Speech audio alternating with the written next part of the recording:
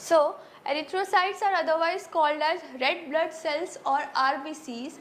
तो इनकी अपीयरेंस क्या है, दिखते कैसे हैं, जैसे कि उसका फिजिकल कैरेक्टर्स क्या है, इनका बेसिकली फंक्शन क्या है, ये हम पढ़ेंगे इस टॉपिक में.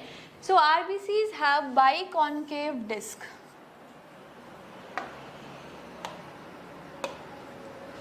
इस तरीके से है. अगर हम इसका सेक्शनल व्यू इसको देखेंगे साइड से तो आपको ये डंबल शेप देखने को मिलेगा, ये वाला पार्ट.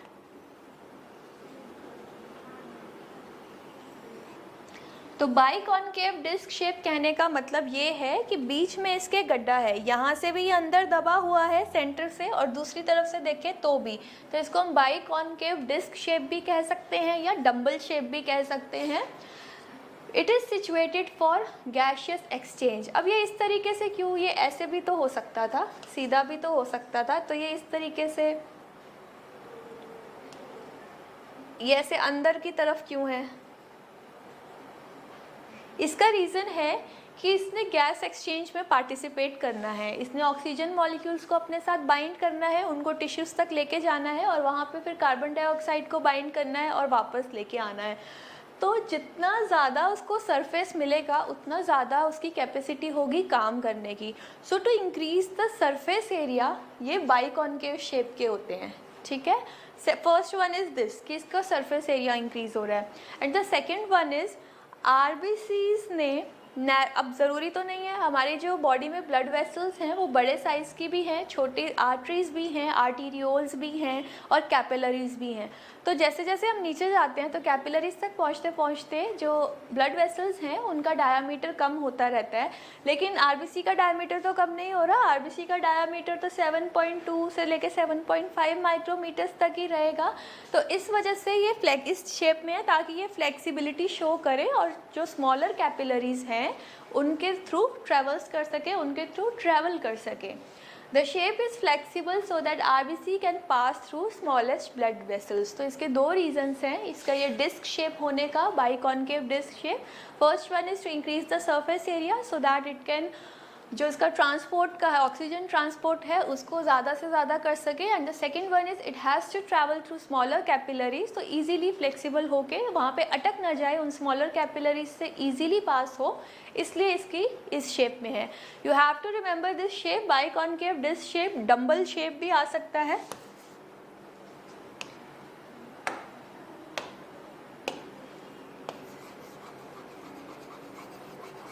डंबल शेप भी आ सकता है. And the next is its diameter 7.2 micrometre, 7 to 7.5 micrometres आप याद कर सकते हैं. इसका डायामीटर बहुत इंपॉर्टेंट है, पूछा भी हुआ है पहले प्रीवियस क्वेश्चन पेपर्स में.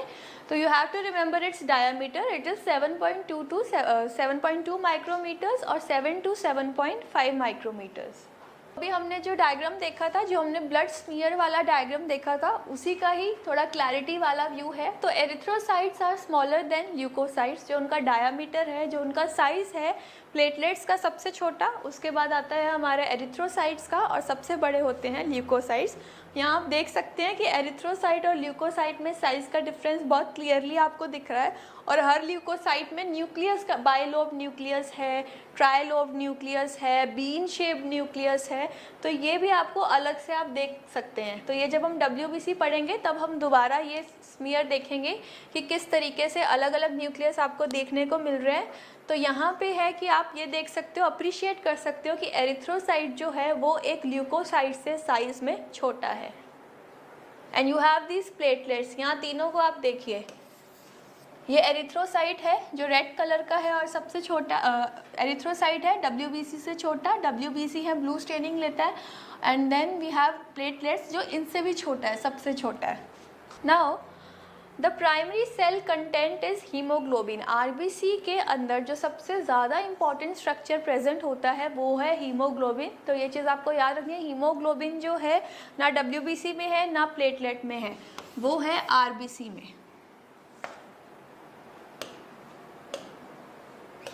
ठीक है. तो RBC is the primary constituent of haemoglobin is the primary constituent of red blood cell. इनको रेड ब्लड सेल इसीलिए बोला गया है क्योंकि ये ब्लड को रेड कलर का पिगमेंट बनाते हैं। जो ब्लड का कलर है रेड, वो आरबीसीज की वजह से ही आता है, और ब्लड का कलर रेड इसी वजह से है, हीमोग्लोबिन की वजह से, क्योंकि ऑक्सीजन कैरिंग हीमोग्लोबिन है उसमें, तो वो हीमोग्लोबिन आरबीसी के अंदर प्रेजेंट होता है। तो हीमोग्लोबिन खुद एक क्या है, तो हीमोग्लोबिन खुद में एक प्रोटीन है that binds oxygen and carbon dioxide. तो ब्लड का काम है ट्रांसपोर्टेशन का, जो हमने देखा था कि गैसेस को भी ट्रांसपोर्ट करता है, ऑक्सीजन को भी करेगा, कार्बन डाइऑक्साइड मेनली इनको करेगा। तो वो जो है वो काम सर्व करता है हीमोग्लोबिन, यानी कि आरबीसी है, आरबीसी के अंदर हीमोग्लोबिन है। हीमोग्लोबिन एक प्रोटीन है जिसमें एबिलिटी होती है कि वो ऑक्सीजन के साथ भी कंबाइन कर सकता है और कार्बन डाइऑक्साइड के साथ भी कंबाइन कर सकता है। Now the next and the most important point is it has no nucleus. Non nucleated है ये चीज़ याद रखनी है कि आरबीसी में न्यूक्लियस नहीं होता। लेकिन अगर इसमें न्यूक्लियस नहीं है तो ये ज़िंदा कैसे है, क्योंकि nucleus is the controlling centre of RBC. क्योंकि इसमें हीमोग्लोबिन है तो ऑक्सीजन तो मिल ही रहा है, तो इस वजह से ये जो सेल है वो लाइव रहता है। So it is a non nucleated cell. The only blood cell which is non nucleated is red blood cell. तो अगर आपके क्वेश्चन में ये भी पूछा जाए कि अगर हम इसके लाइफ स्पैन की बात करें तो 120 डेज़ बाद ये सेल जो है वो डैमेज हो जाता है आरबीसी। तो ऐसा क्यों है, अगर आपसे उसका रीज़न पूछा जाए कि क्या चीज़ है कि उसमें इस वजह से है, तो आप मार्क करेंगे कि उसमें न्यूक्लियस नहीं होता, इस वजह से ये जो सेल है वो 120 डेज़ में डैमेज हो जाता है। नाउ अभी हमने आरबीसी का बाइकॉन्केव शेप देखा था, वो किस तरीके से था। अब ये जो स्ट्रक्चर आपको देखने को मिल रहा है ऐसा कंफ्यूजिंग सा, ये हीमोग्लोबिन का स्ट्रक्चर है। तो हीमोग्लोबिन, ठीक है, तो हीमोग्लोबिन को आप कर सकते हैं, इसमें हीम ग्रुप भी होगा और चेन्स होंगी, ठीक है। तो अब आप दो कलर्स अप्रिशिएट कर सकते हैं कि ये थोड़ा डार्क कलर में है और ये लाइट कलर में है। तो जो लाइट कलर वाले हैं वो हैं आपकी अल्फ़ा चेन्स, और ये जो डार्क कलर में आपको देखने को मिल रही है ये है आपकी beta chains. So you have two chains in hemoglobin, these are alpha chain और बीटा चेन। उसके बाद आपको ये जो ब्लू कलर की चीज़ें देखने को मिल रही हैं ये है आपके हीम ग्रुप, ये लाइट ब्लू, और ये जो है ये है ऑक्सीजन के मॉलिक्यूल। तो जो हीमोग्लोबिन है अगर हम उसके बेसिक स्ट्रक्चर की बात करें तो उसमें अल्फ़ा चेन्स होती हैं, बीटा चेन्स होती है। जो नॉर्मल अभी हम एडल्ट हीमोग्लोबिन की बात कर रहे हैं, तो अगर इन चेन्स में कुछ वेरी होता है, कुछ अलग हो जाता है, या एक चेन दो ही अल्फ़ा है और दो ही बीटा चेन्स है, अगर कोई चेन एब्सेंट है बाय बर्थ किसी वजह से, कोई कंजेनाइटल डिसऑर्डर है, तो वो आपको फर्दर कोई डिजीज़ होगी, थैलेसीमिया जिसे बोलते हैं। तो इस नॉर्मल एक एडल्ट हीमोग्लोबिन में दो अल्फ़ा चेन्स होती हैं, दो बीटा चेन्स होती हैं, 4 हीम ग्रुप्स होते हैं। एक हीम ग्रुप के साथ 4 ऑक्सीजन के मॉलिक्यूल्स कंबाइन कर सकते हैं, यानी कि 4 के हिसाब से 4 × 4 टोटल हो जाएगा आपके पास 16 ऑक्सीजन मॉलिक्यूल्स। तो अगर आपसे पूछा जाए कि एक आरबीसी या एक हीमोग्लोबिन टोटल कितने मॉलिक्यूल्स ऑफ ऑक्सीजन को कैरी करता है, then the answer would be 16। और अगर आपसे ये पूछा जाए कि एक हीम ग्रुप कितने ऑक्सीजन को कैरी करता है, then the answer would be 4, right. So जैसे हमने अभी ये आपका क्वेश्चन भी आया हुआ है, अभी हमने बात की that the haemoglobin consist of 2 alpha chains and 2 beta chains और सब यूनिट्स, और हर एक चेन में एक हीम ग्रुप होता है। तो टोटल 4 चेन्स हैं तो 4 हीम ग्रुप हैं। So each haem group bears an atom of iron which binds reversibly with 1 molecule of oxygen। तो ये रिवर्सिबली का क्या मतलब है, रिवर्सिबल क्यों है? रिवर्सिबल इसलिए है क्योंकि इन्होंने लंग से ऑक्सीजन को उठाकर ऑर्गन्स में, उनको टिश्यूज़ में देना भी होता है, तो इसलिए इसकी रिवर्सिबल बाइंडिंग होती है, और वहाँ पे ऑक्सीजन को छोड़कर फिर कार्बन डाइऑक्साइड के साथ भी रिवर्सिबल बाइंडिंग शो करेंगे, और फिर उस कार्बन डाइऑक्साइड को लंग्स के पास छोड़कर आएंगे। सो ये नॉर्मल स्ट्रक्चर जो हमने अभी देखा, और ये हीम ग्रुप का अगर आप केमिकल स्ट्रक्चर देखें which is not so important, तो आपको बीच में देखने को मिलेगा कि ये आयरन आपको याद रखना है कि किस फॉर्म में है, that is ferric form. So now Here it is stated that carbon monoxide competes with oxygen for heme binding with a much higher affinity. तो इसका हम एक एग्जाम्पल देखते हैं कि हमने बहुत बार न्यूज़पेपर्स में भी पढ़ा होगा कि अंगीठी जलाकर बंद कमरे में सोए थे तो उससे डेथ हो गई, तो वो यहाँ इसलिए है। तो जब भी आप इस तरीके से कोई चीज़ जलाते हैं या जब भी हम कोई कोल है, वुड है, कुछ भी है, और अगर आपका एरिया आप क्लोज्ड स्पेस में उसे जला रहे हैं तो जो स्मोक रिलीज़ होता है उसमें होता है कार्बन मोनोऑक्साइड। तो कार्बन मोनोऑक्साइड जब हमारी बॉडी में एंटर करता है तो अब इसको भी हीम के साथ जुड़ना है और ऑक्सीजन को भी हीमोग्लोबिन के साथ जुड़ना है। तो ये दोनों रेस लगाते हैं कि कौन सबसे पहले जुड़ेगा। तो कार्बन मोनोऑक्साइड जो है वो ऑक्सीजन से 20 टाइम्स ज़्यादा कैपेसिटी रखता है कि वो हीमोग्लोबिन से जाकर जुड़ जाए। तो इस तरीके से क्या होता है कि ऑक्सीजन का लेवल बॉडी में कम हो जाता है और कार्बन डाइऑक्साइड का लेवल बॉडी में बढ़ जाता है, जिसकी वजह से बॉडी में टॉक्सिसिटी हो जाती है और ब्रेन तक ऑक्सीजन ना पहुंचने की वजह से डेथ हो जाती है। सो हेयर क्या प्रॉब्लम होगी जब कार्बन मोनोऑक्साइड ऑक्सीजन से जल्दी जुड़ जाएगा? तो डीऑक्सीजनेट हीमोग्लोबिन, जो ऑक्सीजनेटेड हीमोग्लोबिन था, ऑक्सीजन नहीं जुड़ रहा, वो अब बन जाएगा डीऑक्सीजनेटेड हीमोग्लोबिन। तो इसके ट्रीटमेंट में अगर सही टाइम पे ये पता चल जाए तो आप इसकी ट्रीटमेंट होगी हाइपरबारिक ऑक्सीजन चैम्बर। 100% ऑक्सीजन देना पड़ेगा क्योंकि ऑक्सीजन के लेवल्स इतने लो हो जाते हैं। तो ये कार्बन मोनोऑक्साइड के बारे में याद रखना है। इसका मतलब कि कार्बन डाइऑक्साइड भी जुड़ सकता है, कार्बन मोनोऑक्साइड भी जुड़ सकता है और ऑक्सीजन भी जुड़ सकता है। तो ये तीनों गैसेस जब हीमोग्लोबिन के साथ जुड़ती हैं तो उनके नाम बदल जाते हैं। तो ये तीनों नाम आपको पता होने चाहिए, ये वन और दी अदर पेपर में आपको देखने को मिल जाएंगे। तो ऑक्सी हीमोग्लोबिन, ऑक्सी का मतलब ऑक्सीजन साथ में जुड़ा हुआ है। तो oxy haemoglobin is a haemoglobin which is bound with oxygen और इसका कलर होगा रेड। ये नॉर्मल हीमोग्लोबिन है जो एक नॉर्मल ह्यूमन बीइंग में होता है, that is oxy haemoglobin. And the second one is deoxy haemoglobin, ये था कार्बन मोनोऑक्साइड वाला जो हमने पढ़ा था। ठीक है, इसमें क्या होगा, हीमोग्लोबिन में ऑक्सीजन नहीं होगा तो इट इज़ डीऑक्सी हीमोग्लोबिन और इसका कलर होगा dark red. Now the next is carbamino haemoglobin. Carbamino, इसमें अमाइन नहीं जुड़ता है, इसमें कार्बन डाइऑक्साइड जुड़ता है।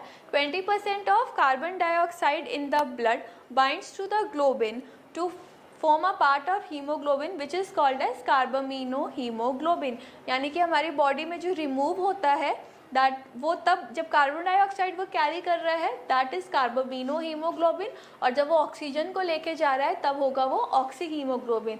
तो आपको दोनों का नाम पता होना चाहिए। ऑक्सी हीमोग्लोबिन क्या है, कार्बामीनो को कार्बन मोनोऑक्साइड नहीं मार्क करना है, यहाँ है कार्बन डाइऑक्साइड। यह याद रखना है कि कार्बन डाइऑक्साइड के साथ जब जुड़ता है तो कार्बामीनो हीमोग्लोबिन उसको कहते हैं, और जब बिल्कुल फ्री है हीमोग्लोबिन के साथ ऑक्सीजन नहीं जुड़ा हुआ तो it is dark red in colour, it is called as deoxy haemoglobin. तो अभी हम पढ़ेंगे फंक्शंस ऑफ आरबीसीज के बारे में, कुछ फंक्शंस के बारे में, जैसे ट्रांसपोर्टेशन है, जो वेस्ट प्रोडक्ट को लेकर जाना है, और जो रेड कलर प्रोवाइड करता है। तो ये फंक्शंस हम अभी डायरेक्टली और इनडायरेक्टली पढ़ भी चुके हैं, अब इनको समराइज़ किया गया है एक ही जगह पे। So what are the functions of erythrocytes? So जैसे ब्लड का जो फंक्शंस थे वो एरिथ्रोसाइट के भी सारे नहीं, बट उन्हीं में से जो ये तीनों सेल्स के फंक्शन है वो पूरे मिला के ही ब्लड के फंक्शंस हैं। तो अभी हम उनको सेपरेट करके पढ़ रहे हैं। So the primary function of the erythrocyte is to transport oxygen from the lung to the tissues, oxygen को लंग से टिश्यूज़ तक लेके जाना, और वहाँ से जो वेस्ट प्रोडक्ट है कार्बन डाइऑक्साइड उसको टिश्यू से लंग्स तक लेके आना। ये काम है, ये प्राइमरी फंक्शन है आरबीसीज का। जो हीमोग्लोबिन के थ्रू ये फंक्शन करता है वो ट्रांसपोर्टेशन वाला फंक्शन है। So the next is it act as it buffers blood pH, buffer system का काम करता है। तो बफर सिस्टम का मेन काम क्या होता है? देखिए, ब्लड जो है हमने उसकी पीएच देखी है 7.35 टू 7.45। हमने तब भी ये बात बोली थी कि इससे ज़्यादा भी जो है वो डिस्ट्रॉय कर सकता है, इससे कम है वो भी मुश्किल कर सकता है। तो इसको मेंटेन भी तो करना है कि जो एसिडिक मीडियम है वो भी ना बने बॉडी में और जो बेसिक मीडियम है वो भी ना बने। तो अगर हम इनको टर्म्स में बात करें तो एसिडोसिस और एल्कोलोसिस 2 टर्म्स हैं। जब हम पूरा बफर सिस्टम पढ़ेंगे तो उसमें 3 अलग अलग मैकेनिज़म्स हैं जिसकी वजह से ना बंदा अल्कोलोसिस में जाता है, ना बंदा एसिडोसिस में जाता है, और अगर जाता भी है तो उसको मेंटेन कैसे करना है। तो उनमें से एक है ब्लड। तो blood act as the buffer system to maintain the pH. Now हमने एरिथ्रोसाइट्स के फंक्शंस की बात कर ली, एरिथ्रोसाइट्स में हीमोग्लोबिन है, हीमोग्लोबिन की बात कर ली। अब ये एरिथ्रोसाइट्स बने कैसे, आए कहाँ से हैं? तो अभी हम बात करेंगे प्रोडक्शन ऑफ एरिथ्रोसाइट्स। ये पूरा स्केलेटन सिस्टम का व्यू है, जैसे बोन्स प्रेजेंट है। तो आप देखोगे कि ये जो बीच वाला पार्ट है वो रेड कलर का है, जबकि ये जो लिम्स हैं हमारे अपर लिम्स या अपर एक्सट्रीमिटीज़ और जो ये लोअर एक्सट्रीमिटीज़ हैं, these are yellow in colour. तो ये रेड और ये येलो दिखा रहा है, ये बोन मैरो को दिखाया गया है। हमारे बोन में सेंट्रल में बोन मैरो प्रेजेंट होता है।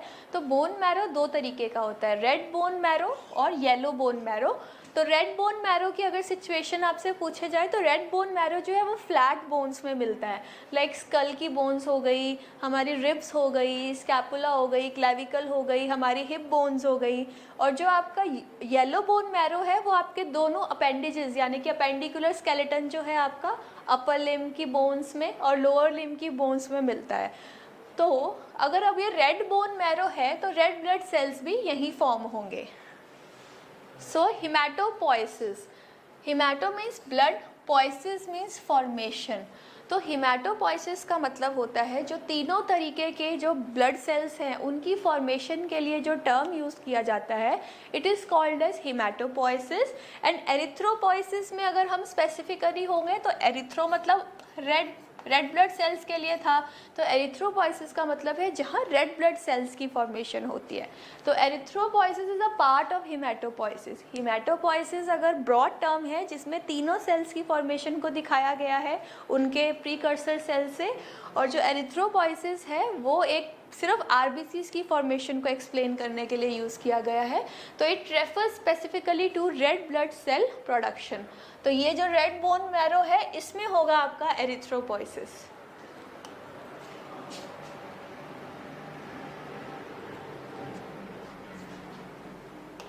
So all the blood cells including red and white are produced in red bone marrow। ये जो आपके फ्लैट बोन्स वाला पार्ट था।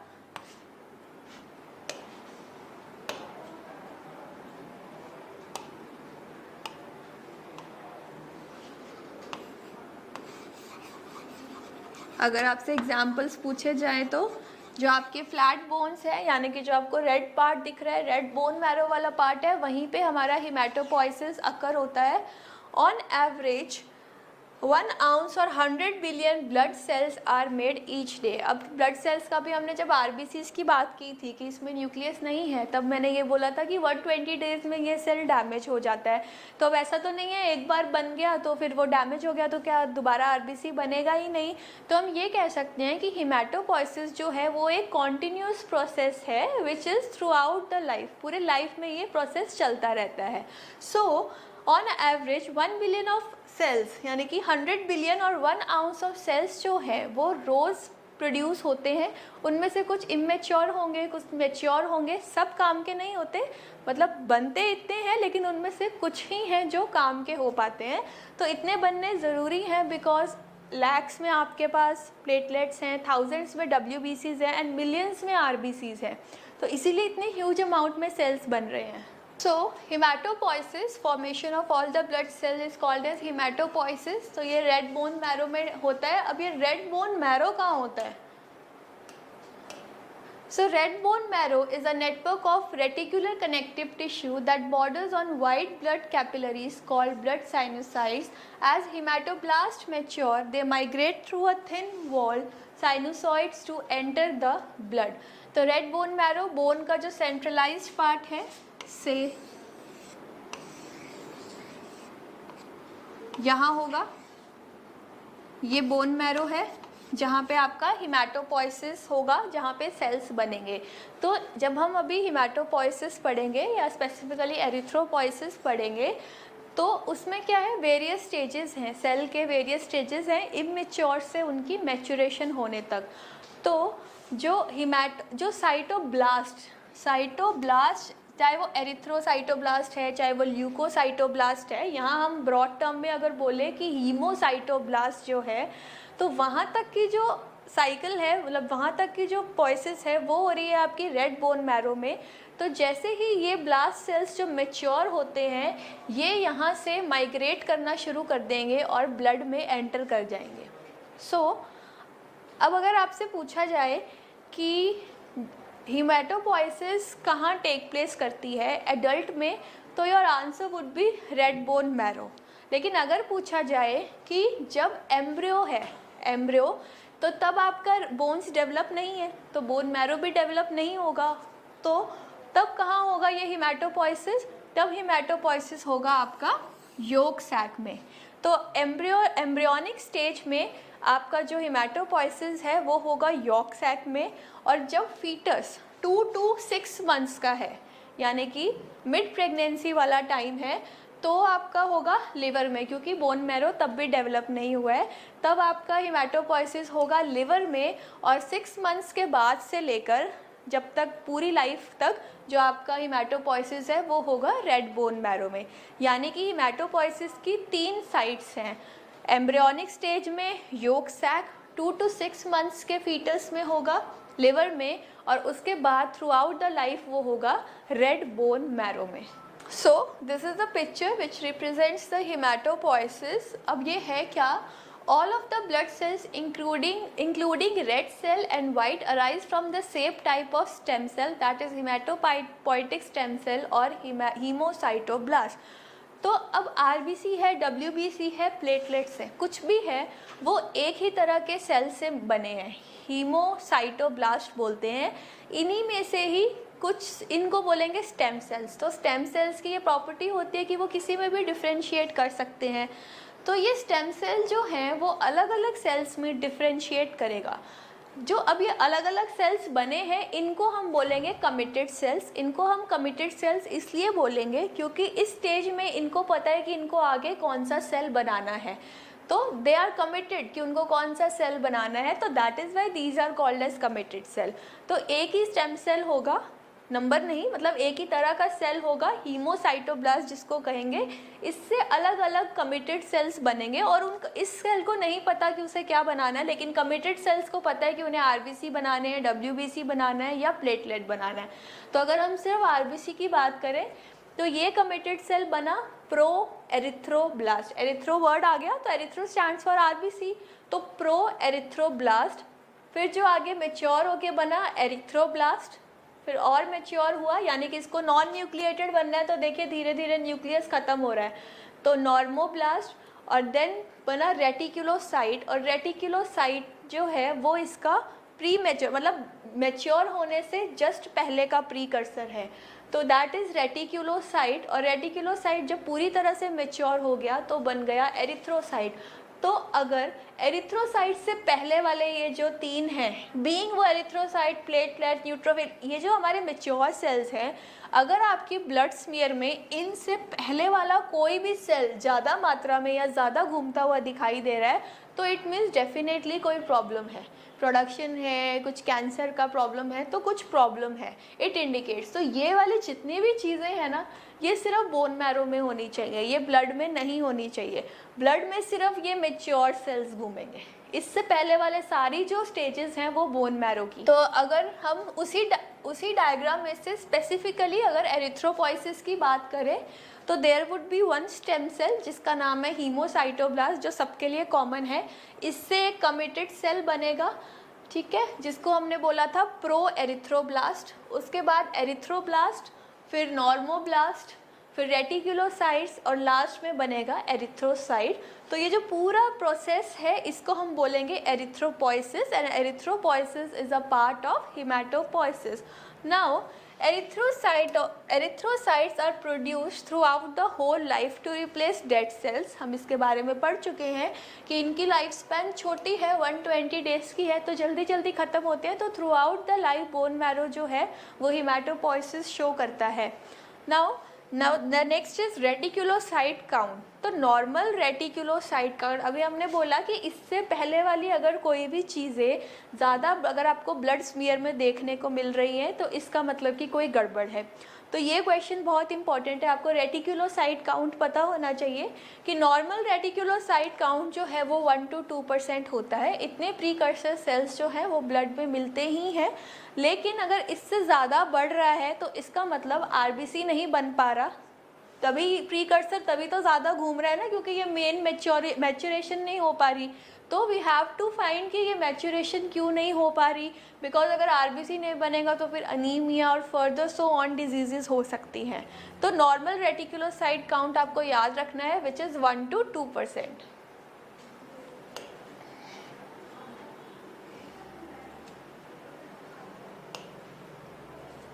Now what is feedback regulation of erythropoiesis. तो एरिथ्रोपोइसिस का मतलब तो आप लोगों को पता है, आरबीसी बनना। फीडबैक रेगुलेशन का क्या मतलब है यहाँ? Now what is feedback regulation? Feedback regulation, तो जब भी हम कुछ सामान खरीदते हैं, कुछ करते हैं, तो हमें फीडबैक फॉर्म मिलता है कि आपको कैसा लगा, आपको जिसमें अपने एक्सपीरियंसेस शेयर करने होते हैं। तो यहाँ फीडबैक रेगुलेशन का क्या मतलब है कि एरिथ्रोपोइसिस, अभी हमने बोला कि एक कॉन्टीन्यूस प्रोसेस है, थ्रू आउट द लाइफ बनता है। तो इस हिसाब से तो बनते ही रहना चाहिए, आरबीसीज को बनते ही रहना चाहिए। मतलब डेड तो हो रहे हैं पर वो अपनी स्पीड से हो रहे हैं, बर्न अपनी स्पीड से रहे हैं, तो बनते ही बनते रहेंगे, तो फिर इस हिसाब से तो आरबीसी ज़्यादा हो जाएंगे। तो कोई भी ब्लड सेल अगर ज़्यादा होगा तो वो भी डेंजरस है। तो इसीलिए इनकी बनने की जो वो है कैपेसिटी, उसको रेगुलेट करने के लिए जो होता है वो होता है फीडबैक रेगुलेशन। फीडबैक मैकेनिज़्म को अगर हम एक सिंपल टर्म्स में बात करें तो ए है एक साइड और ये एक साइड बी है। तो अगर एक ए साइड बढ़ेगी तो बी का लेवल अपने आप इस तरीके से बढ़ेगा कि वो ए को नॉर्मलाइज कर दे। तो इस तरीके से होगा फीडबैक रेगुलेशन। अब हुआ कैसे?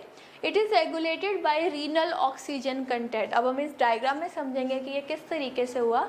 हाइपोक्सिया इन एडिकेट ऑक्सीजन ट्रांसपोर्ट, हाइपोक्सिया और हाइपोक्सीमिया, इसका मतलब है कि आपकी बॉडी में ऑक्सीजन की कमी है, किसी वजह से आप पहाड़ों में हैं या कुछ भी ऐसा रीज़न है जिसकी वजह से आपको हाइपोक्सिया है, या ऑक्सीजन डेफिशिएंट है, या बॉडी में ऑक्सीजन कैरी नहीं हो रही है, ट्रांसपोर्ट प्रॉपर नहीं है, टिश्यूज़ को नहीं मिल रहा है। तो जो लिवर और किडनी है वो बहुत जल्दी उनके कान खड़े हो जाएंगे कि अरे ऑक्सीजन तो मिल नहीं रहा है, ऑक्सीजन नहीं मिल रहा, तो धीरे धीरे फिर तो ब्रेन के लिए दिक्कत हो सकती है, तो अभी कुछ कर लेना चाहिए टाइम पे। तो क्या होगा फिर? किडनी सिक्रीट करेगा एरिथ्रोपोइटिन। एरिथ्रोपोइटिन सिक्रीट करेगा। एरिथ्रोपोइटिन एक ऐसा पिगमेंट है, एक ऐसा सब्सटेंस है जो एरिथ्रोपोइसिस को स्टिमुलेट करता है। जितना ज़्यादा एरिथ्रोपोइटिन होगा उतना ज़्यादा एरिथ्रोपोइसिस बनेगा, उतना ज़्यादा एरिथ्रोपोइसिस होगा बोन मैरो में। तो जब किडनी में एरिथ्रोपोइटिन सिक्रीट करना शुरू कर दिया तो एरिथ्रोपोइटिन फटाफट कहाँ जाएगा? रेड बोन मैरो में, फ्लैट बोन्स में जाएगा।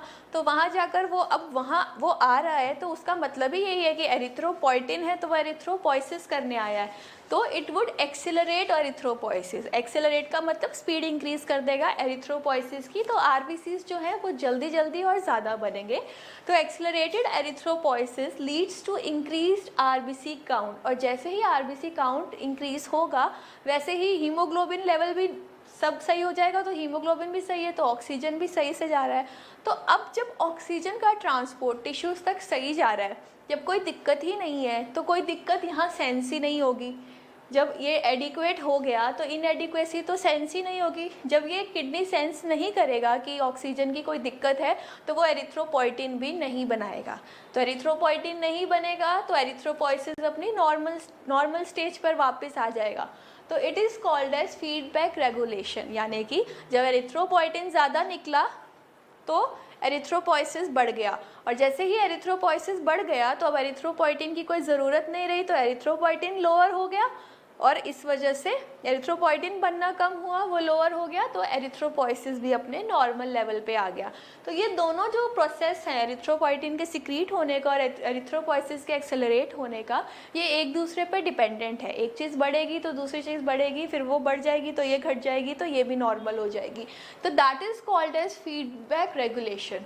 So erythropoietin is a glycoprotein hormone produced by the renal cell in response to a decreased renal oxygen content. जो हमने बात की कि एरिथ्रोपोइटिन नॉर्मली नहीं निकलेगा, जब बॉडी में ऑक्सीजन की कमी होगी तभी एरिथ्रोपोइटिन जो है वो किडनी से रिलीज होगा.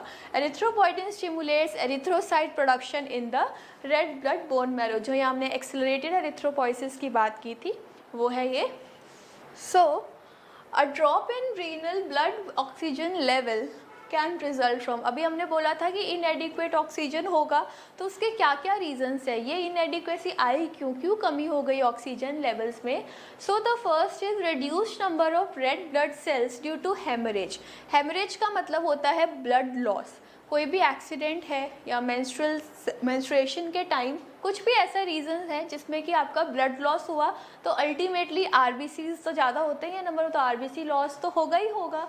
सो आरबीसीज हो गए. या फिर अगर हेमरेज नहीं हुआ, या तो चीज़ है लेकिन वो लॉस हो गई, ब्लड लॉस हो गया, या फिर कोई ऐसी डिजीज़ हो गई आपको जिसकी वजह से आरबीसीज जो है वो हैं तो सही पूरे नंबर में लेकिन वो डिस्ट्रॉय हो रहे हैं. तो अगर वो डिस्ट्रॉय हो रहे हैं तो हीमोग्लोबिन भी डिस्ट्रॉय होगा, और हीमोग्लोबिन भी डिस्ट्रॉय होगा तो ऑक्सीजन कैरिंग का जो ट्रांसपोर्ट का इनका फंक्शन है वो प्रॉपर नहीं हो पाएगा. तो इस वजह से ऑक्सीजन की कमी जो है वो डिटेक्ट की जाएगी किडनी के through. So the next is reduced availability of oxygen to the blood as might occur at high altitudes or during pneumonia.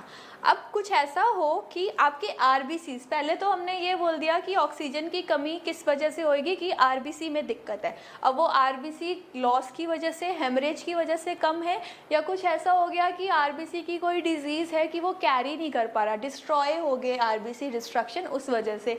दूसरा ये कि आपके आरबीसीज तो ठीक हैं लेकिन ऑक्सीजन ही कम है आपके पास, आप जिस जगह पे हैं वहीं ऑक्सीजन की कमी है, तो आरबीसी भी क्या करे. तो इसका एग्जांपल है हाई ऑल्टीट्यूड, जैसे आप माउंटेन्स में जाते हैं तो वहाँ के लोग हैं वो अडेप्ट करे होते हैं इसको, लेकिन हम लोग जाते हैं हायर ऑल्टीट्यूड्स पे, पहाड़ चढ़ते हैं तो सांस लेने में दिक्कत होती है. तो यही वो कंडीशन है हाइपोक्सिया की. तो हायर ऑल्टीट्यूड्स में, या फिर कोई आपको ऐसी लंग्स की डिजीज़ होगी है कि आप सांस ही नहीं अच्छे से ले पा रहे, तो आप इनहेल ही नहीं करोगे जब टोटल एयर, तो उसमें ऑक्सीजन भी किस तरीके से आएगी. तो इस तरीके से हो सकती है ऑक्सीजन की कमी. नाउ द नेक्स्ट इज़ कि आपका आरबीसी भी ठीक है, आपका ऑक्सीजन भी नॉर्मल है, लेकिन आपकी बॉडी में कोई ऐसी कंडीशन है, कोई ऐसी फिजियोलॉजिकल कंडीशन भी हो सकती है, पैथोलॉजिकल नहीं, नॉर्मल फिजियोलॉजिकल कंडीशन है कि ऑक्सीजन की डिमांड ज़्यादा हो गई है. तो अगर ऑक्सीजन ही बॉडी को ज़्यादा चाहिए नॉर्मल से और वो नहीं मिल रही है, तो वो भी ऑक्सीजन लेवल कम होने में ही आएंगे. अब ऑक्सीजन की कमी रोज़मर्रा की लाइफ में अगर हम फिजियोलॉजिकल चीज़ें देखें तो उसमें है कि कॉमन इज़ एक्सरसाइजेज. जब आप एक्सरसाइज करते हैं तो सांस फूलने लगता है, तो इट मीन्स आपको ऑक्सीजन की ज़्यादा ज़रूरत है. तो धीरे धीरे वो नॉर्मलाइज हो जाता है जब आप सांस लेते हैं. तो उस तरीके से इन 3 रीजंस की वजह से जो ऑक्सीजन है उसकी कमी जो है वो सेंस हो सकती है और एरिथ्रोपोइटिन बनेगा. तो सबसे फर्स्ट वन इज़ कि रेड ब्लड सेल में कोई कमी है. अब वो रेड ब्लड सेल का काउंट कम है या रेड ब्लड सेल की क्वालिटी डाउन है. द सेकेंड वन इज़ कि ऑक्सीजन में कमी है, आप हायर ऑल्टीट्यूड्स पे हो, माउंटेन्स पे हो, या आपको कोई लंग डिजीज़ है जिसकी वजह से आप प्रॉपर इनहेल नहीं कर पा रहे. And the third one is कि आपकी बॉडी की फिजियोलॉजिकल डिमांड ज़्यादा है ऑक्सीजन की, जैसे कि मान लो प्रेगनेंसी के टाइम है या आप एक्सरसाइज के टाइम है कि आपको ऑक्सीजन ही ज़्यादा चाहिए. तो इन चीज़ों से आप एरिथ्रोपोइटिन का जो सिक्रीशन है वो स्टिमुलेट हो सकता है, जिसकी वजह से एक्सेलरेशन हो सकता है एरिथ्रोपोइसिस में. So there are ways to increase red blood cell. अभी हमने एक्सरसाइज की अगर बात की तो स्पोर्ट्स पर्सन है तो उनमें कैसे होगा. तो देयर आर 2 वेज, लीगल और इलीगल. बहुत बार हम न्यूज़ में पढ़ते हैं कि स्पोर्ट्स पर्सन पकड़े गए हैं स्टेरॉइड्स लेते या अपने स्टैमिना बढ़ाने के लिए. तो यहाँ पे ये है कि स्पोर्ट्स पर्सन है उनको आरबीसी की ज़्यादा ज़रूरत है क्योंकि वो हमेशा भागते रहते हैं, अपनी एक्सरसाइजेस करते रहते हैं, तो उनको ऑक्सीजन की ज़्यादा ज़रूरत है. तो उनके आरबीसीज अगर ठीक हो, नॉर्मल से ज़्यादा हो, तो उनको ईजी रहता है ये चीज़ें करने में. सो व्हाट हैपन कि अगर आपको किसी बंदे के बढ़ाना है उसका आरबीसी काउंट, तो आप उसको हायर ऑल्टीट्यूड्स वाली जगहों पर ले जाके उसकी प्रैक्टिस करा सकते हैं, क्योंकि मैंने अभी थोड़ी देर पहले बोला कि जो ऑलरेडी लोग पहाड़ों पर रह रहे हैं उन लोगों को कोई दिक्कत नहीं होती एज़ कम्पेयर टू हम जो वहाँ घूमने जाते हैं, क्योंकि धीरे धीरे इतने सालों से रहते रहते उनकी जो बॉडी है वो अडेप्ट कर जाती है कि उनको कैसे आरबीसीज बढ़ा लेते हैं। जब ऑक्सीजन नहीं बढ़ पाता तो वो आरबीसी बढ़ाकर उस ऑक्सीजन को नॉर्मल कर लेते हैं। तो legal is to raise the RBC count by training the athletes at higher altitude, और इलीगल है कि जो एरिथ्रोपोइसिस बढ़ाने वाला जो कंपोनेंट है यानी कि एरिथ्रोपोइटिन, हम उनको सिंथेटिकली फॉर्म्ड एरिथ्रोपोइटिन या एंड्रो या कुछ इससे मिलता जुलता कोई भी चीज़ जो आरबीसी प्रोडक्शन में हेल्प करे वो हम उनको डायरेक्टली दे दें, तो आरबीसी बनेगा तो ऑक्सीजन ट्रांसपोर्ट की वो बने कैपेसिटी बढ़ जाएगी, एंड ऑक्सीजन ट्रांसपोर्ट की कैपेसिटी बढ़ेगी तो ऑब्वियसली उनकी वर्क कैपेसिटी भी बढ़ेगी। So these are the two ways, legal and illegal. सो अब एरिथ्रोपोइसिस बन तो गया, लेकिन अभी हमने बोला था कि इमेच्योर और मैच्योरेशन की बात की थी कि जब तक इमेच्योर है वो बोन मैरो में रहेगा और उसके मैच्योर होते ही वो ब्लड में आ जाएगा। तो इन चीज़ों की ज़रूरत है एरिथ्रोपोइसिस के लिए। बोन मैरो तो ज़रूरत है ही ऑब्वियसली। अब उसके अंदर हीमोग्लोबिन है और हीम में आयरन है, तो आपको आयरन की ज़रूरत है। देन विटामिन B12 और फॉलिक एसिड की ज़रूरत है।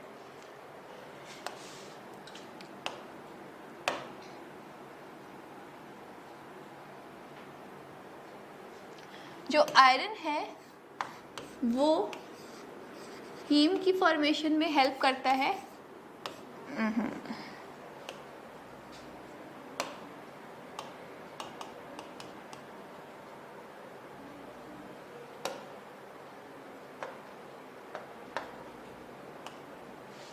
जो आयरन है वो हीम की फॉर्मेशन में हेल्प करता है हीमोग्लोबिन में, और जो विटामिन B12 और फॉलिक एसिड हैं वो आरबीसी की मैच्योरेशन में हेल्प करते हैं। इनमें से किसी भी चीज़ की कमी होगी तो प्रॉपर आरबीसी की फॉर्मेशन नहीं होगी। So iron is needed for haem synthesis and vitamin B12 and folic acid are needed for RBC maturation. More important to women due to loss of blood during menstruation, तभी इनके supplements हैं iron के supplements, इनके supplements women को prescribe किए जाते हैं। तो इन तीनों चीज़ों की बहुत ज़्यादा ज़रूरत है अगर एक प्रॉपर फंक्शनिंग आरबीसी की फॉर्मेशन है तो। Now the life span of erythrocyte is 120 days. 120 days के बाद जो आरबीसी है वो ख़त्म हो जाता है एडल्ट्स में, और फीटस में है ये इससे भी कम है 80 डेज़ में। अब ये ख़त्म कैसे हुआ, क्यों हुआ, इसके बारे में हम पढ़ेंगे। ये स्मॉल इंटेस्टाइन है। स्मॉल इंटेस्टाइन इसलिए क्योंकि हमने बोला कि इसकी मैच्योरेशन के लिए हमें विटामिन B12 और फॉलिक एसिड की ज़रूरत है। तो ये दोनों प्लस अमीनो एसिड्स, आयरन और जो बाकी न्यूट्रिएंट्स हैं इनका अब्जॉर्प्शन स्मॉल इंटेस्टाइन में होता है। तो स्मॉल इंटेस्टाइन में जो हमें तीन मेन चीज़ें चाहिए, आयरन, फॉलिक एसिड और विटामिन B12, ये अब्जॉर्ब हुए। यहाँ से अब्जॉर्ब हुए वो ब्लड के अंदर, तो वो ब्लड से घूमते घूमते रेड बोन मैरो में पहुँच गए। वहाँ पे इन्होंने एरिथ्रोपोइसिस किया, आरबीसीज बन गए। तो वो आरबीसीज ब्लड में ट्रैवल करते हुए हार्ट में गए और हार्ट से ब्लड पंप होता है, तो वो एरिथ्रोसाइट पूरी बॉडी में 120 डेज तक घूमता रहा, जहाँ जहाँ उसे जाना था वो घूमता रहा। जब 120 डेज़ हो गए तो उसके बाद वो क्या आगे, अब उनका ब्रेकअप शुरू हो जाएगा। पुराने हो गए हैं, बूढ़े हो गए हैं, अब वो अपना जो ऑक्सीजन कैरिंग वाला काम है वो प्रॉपरली नहीं कर सकते। तो इस वजह से वो आएंगे लिवर में। तो expired erythrocytes breakup in liver and spleen, तो लिवर और स्प्लीन में आएंगे और यहाँ आकर टूट जाएंगे। तो जब आरबीसीज जो है उनका ब्रेक डाउन होगा 120 डेज़ के बाद, वो खुद लिवर और स्प्लीन में आ जाएंगे। लिवर और स्प्लीन डिटेक्ट करेगा कि ये सिनाइल हैं, अब ये किसी काम के नहीं रहे हैं, तो वो क्या करेंगे, वहाँ पे उनको तोड़ेंगे। तो जैसे ही आरबीसी को तोड़ेंगे तो बीच में क्या निकलेगा, हीमोग्लोबिन। तो हीमोग्लोबिन काम का है, उसको अलग कर लिया, और जो बाकी बचे कुची चीज़ें हैं उनको अलग कर दिया। सेल फ्रेगमेंट्स उनको बोलेंगे, जो काम की नहीं है। तो उन सेल फ्रेगमेंट्स की, अब वो एक तरह का सेलुलर डेब्रिस ही है। तो सेलुलर डेब्रिस के जो इनके अंदर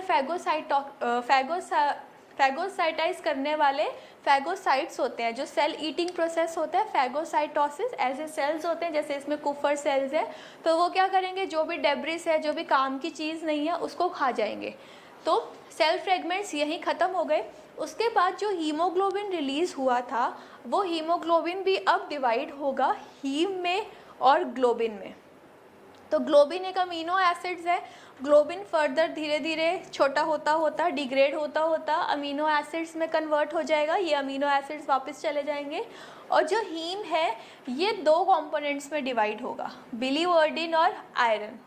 अब ये जो आयरन है हमने यहीं से शुरू किया था कि आयरन को हम रीयूज़ भी कर सकते हैं, ये स्टोर हो जाएगा ताकि हीमोग्लोबिन बनने में दोबारा यही आयरन यूज़ हो जाए, या अगर उस समय कोई एक्सीडेंट हो गया या ब्लड लॉस की कोई कंडीशन आई तो ये आयरन उसमें लॉस भी हो सकता है।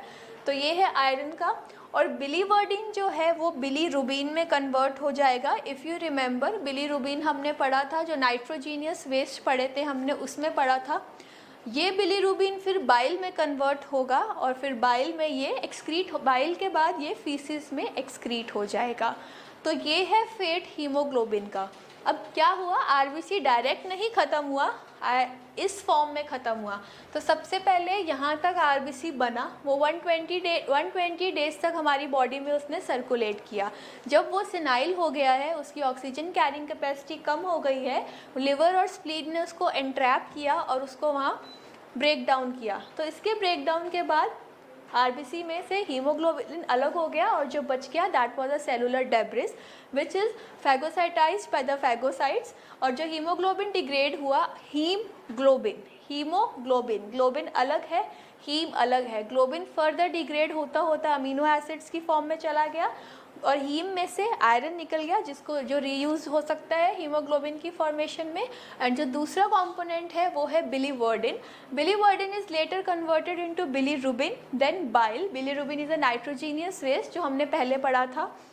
Then bile, it is excreted in faeces. तो इस तरीके से जो आरबीसीज हैं वो ख़त्म हो रहे हैं। सो आपको ये टाइम ड्यूरेशन याद रखना है। इट इज़ फ्रीक्वेंटली आस्क्ड कि एरिथ्रोसाइट्स का जो लाइफ स्पैन है वो 120 डेज है एडल्ट्स में और फीटस में है वो 80। सो जैसे हमने पहले बात की थी कि जो एरिथ्रोसाइट्स का नॉर्मल रेंज है 4.5 to 5.5 millions in females and 5.5 to 6.5 millions in male. तो ये एक रेंज है, इस रेंज से कम हो तो भी कोई डिसऑर्डर होगा, इससे ज़्यादा हो तो भी हम डिसऑर्डर होगा। तो अभी हम एरिथ्रोसाइटिक डिसऑर्डर्स की बात कर रहे हैं। So the first and foremost and the most common disorder is anaemia. India में सबसे कॉमन डिसऑर्डर जो हर दूसरे बंदे को है that is anaemia. So what is anaemia? Anaemia एक ऐसी कंडीशन है जिसमें या तो आपका एरिथ्रोसाइट काउंट नॉर्मल लेवल से कम हो जाए या आपका हीमोग्लोबिन नॉर्मल लेवल से कम हो जाए, that is anaemia. So anemia is a condition in which the blood has an abnormally low oxygen carrying capacity। अब चाहे आरबीसी अपने लेवल से कम हो या हीमोग्लोबिन अपने वैल्यू से कम हो, अल्टीमेटली फ़र्क तो ऑक्सीजन कैरिंग कैपेसिटी से ही पड़ रहा है, क्योंकि अगर आरबीसी कम होगा तो हीमोग्लोबिन भी कम होगा एंड हीमोग्लोबिन कम है तो वो ऑक्सीजन को उतनी एबिलिटी से नहीं लेके जा पाएगा। सो अनीमिया। अब अनीमिया माइल्ड है, मॉडरेट है, सीवियर है, वो एक अलग चीज़ है। सो नाउ अब अनीमिया हुआ क्यों, किस वजह से अनीमिया हो गया? अभी बैठे बिठाए तो अनीमिया होगा नहीं। So anaemia is due to insufficient number of red blood cells. मैंने अभी बताया कि अगर नॉर्मल लेवल की लोअर वैल्यू जो है उस रेंज की, यानी कि फीमेल में अगर हम 4.5 मान के चलें और मेल में 5.5 मान के चले, तो इनसे अगर वैल्यूज़ कम हो जाएंगी आरबीसीज़ की तो पेशेंट को अनीमिया होगा। The second one is decrease haemoglobin content. हम अपनी रिपोर्ट्स चेक करते हैं, हीमोग्लोबिन वैल्यू कम है तो हम बोलते ही हैं अनीमिया है। Next is abnormal haemoglobin. अब अबनॉर्मल हीमोग्लोबिन से यहाँ क्या मतलब है कि हमने अबनॉर्मल आरबीसी के बारे में तो पढ़ा है, लेकिन अबनॉर्मल हीमोग्लोबिन क्या चीज़ है? हमने बताया था कि हीमोग्लोबिन जो है वो दो चेन से मिलके बना है, दो अल्फ़ा ग्लोबुलिन्स की चेन है और दो बीटा चेन्स है। अगर इन चेन्स में से, इन 4 चेन्स में से कोई भी चेन एब्सेंट हो जाए या कोई भी चेन रिप्लेस हो जाए, अल्फ़ा बीटा की जगह अल्फ़ा गामा आ जाए या बीटा गामा आ जाए या डेल्टा चेन आ जाए, तो भी वो दिक्कत करेगा, क्योंकि हर चेन पे एक हीम ग्रुप है और हर हीम ग्रुप को ही ऑक्सीजन लेके जाना है। अगर चेन बदल जाएगी तो हीम ग्रुप ही नहीं रहेगा, और हीम ग्रुप नहीं रहेगा तो ऑक्सीजन नहीं कैरी कर पाएगा, तो अल्टीमेटली उसका फंक्शन तो कॉम्प्रोमाइज़ ही हो रहा है। तो इसका एग्जाम्पल है thalassaemia and sickle cell anaemia. ये दोनों बहुत बड़े टॉपिक है, हम इनको अलग से पढ़ेंगे। थैलेसीमिया में मेजर है, माइनर है, चेन एब्सेंट की वजह से होता है, और सिकल सेल अनीमिया में जो है पोजीशंस बदल जाती है। दीज आर जेनेटिक डिसऑर्डर्स, कुछ अमीनो एसिड्स की पोजीशन बदलने की वजह से जो चेन है वो प्रॉपरली डेवलप नहीं हो पाती। अगर आरबीसीज में प्रॉब्लम है, आरबीसी कम हो गया है, या हीमोग्लोबिन नहीं बन पा रहा है, जो हीमोग्लोबिन बनने के लिए चीज़ों की ज़रूरत है वो नहीं है, हीमोग्लोबिन इनसफिशिएंट है, या फिर आपकी जो है हीमोग्लोबिन बन तो प्रॉपर है, काउंट तो प्रॉपर है, लेकिन अब नॉर्मल बन रहा है। डिसऑर्डर नंबर 2 इज़ पॉलीसाइथीमिया, जो अनीमिया का बिल्कुल ऑपोजिट है। अनीमिया में एरिथ्रोसाइट्स का काउंट कम हो रहा था, जबकि पॉलीसाइथीमिया, पॉली का मतलब होता है ज़्यादा, एक से ज़्यादा, तो पॉलीसाइथीमिया वेरा नाम भी है इसका। पॉलीसाइथीमिया में आपको एक्सेस ऑफ एरिथ्रोसाइट्स देखने को मिलेंगे। तो जब अब एरिथ्रोसाइट्स बढ़ गए, आपका ब्लड वॉल्यूम तो वही है, लेकिन आपका आरबीसी का काउंट बढ़ गया। अब आरबीसी का काउंट अगर बढ़ जाएगा तो ब्लड ऑब्वियसली गाढ़ा होगा, गाढ़ा का मतलब उसकी विस्कोसिटी बढ़ जाएगी। तो जब ब्लड की विस्कोसिटी बढ़ जाएगी तो जिस कंसिस्टेंसी से वो पहले ब्लड वेसल्स में फ़्लो कर रहा था तो उसका फ़्लो धीरे हो जाएगा। जब मैंने विस्कोसिटी की बात की थी स्टार्टिंग में कि उसके फ्लो से विस्कोसिटी का क्या रिलेशन है, इनडायरेक्टली प्रोपोर्शनल है वो, तो वही बात है। जब सेल्स का नंबर बढ़ जाएगा तो इस हिसाब से जो वो जो है थिक हो जाएगा ब्लड, तो उसकी विस्कोसिटी ज़्यादा होने की वजह से it would lead to sludge और flow sluggishly here mean slowly, blood vessel से धीरे धीरे जाएगा। अब धीरे धीरे जाएगा तो ऑब्वियसली जो ऑक्सीजन उसको डिलीवर करना है टिश्यूज़ को, वो टाइमली उसको डिलीवर नहीं कर पाएगा, क्योंकि ब्लड धीरे फ्लो कर रहा है और वो टाइमली डिलीवर नहीं कर पाएगा तो फिर प्रॉब्लम है, ऑक्सीजन नहीं मिल रहा टिश्यूज़ को तो फिर डिस्ट्रॉय करेगा। Now the common causes of polycythaemia, तो जैसे अनीमिया के हमने 3 कॉजेज़ पढ़े थे, पॉलीसाइथीमिया का कॉमन कॉज क्या है? First one is bone marrow cancer. Cancer क्या होता है? कैंसर इज़ अ कंडीशन जिसमें अब नॉर्मल ग्रोथ होती है। कोई भी सेल है, कोई भी बॉडी का एक सेल पकड़ लो, अगर वो अब नॉर्मल अब्रप्टली ग्रोथ करे, मतलब कोई उसका काउंट नहीं है, कोई हिसाब किताब नहीं है, बस बढ़ी जा रहा है, तो दैट इज़ कैंसर। तो अगर आपको बोन मैरो का कैंसर है तो बोन मैरो में ही हिमेटोपोइसिस होना है, तो हिमेटोपोइसिस होगा तो ऑब्वियसली वो सेल काउंट अपने आप बढ़ रहा है, अब नॉर्मली बढ़ रहा है, जितना ज़रूरत है उससे ज़्यादा बढ़ रहा है, तो it would lead to polycythaemia and a response to reduced availability oxygen as at higher altitudes. The second one is not so important, इतना ज़रूरी नहीं है, क्योंकि कई बार इसमें ये कहना चाह रहा है कि अगर आपको ऑक्सीजन की कमी है, जैसे कि हमने माउंटेन्स की बात की थी, तो ऑब्वियसली एरिथ्रोपोइटिन रिलीज़ होगा, एरिथ्रोपोइटिन से एरिथ्रोपोइसिस इंक्रीज़ होगा, तो ये इतना सिग्निफिकेंट नहीं है ये पॉलीसाइथीमिया करने में, क्योंकि इतनी भी देर तक आप हायर ऑल्टीट्यूड्स में नहीं रहते कि आपके एरिथ्रोपोइटिन इतना बढ़ जाए कि अब एरिथ्रोपोइसिस ज़्यादा बनने लग जाए। सो दिस इज़ नॉट सिग्निफिकेंट, लेकिन सबसे सिग्निफिकेंट है बोन मैरो कैंसर। इसके बाद जो नेक्स्ट आगे दोनों फॉर्म्ड एलिमेंट्स है WBC और प्लेटलेट्स, उनके बारे में अब हम नेक्स्ट क्लास में पढ़ेंगे। तो अब इसी को यहीं वाइंड अप करते हैं। Thank you.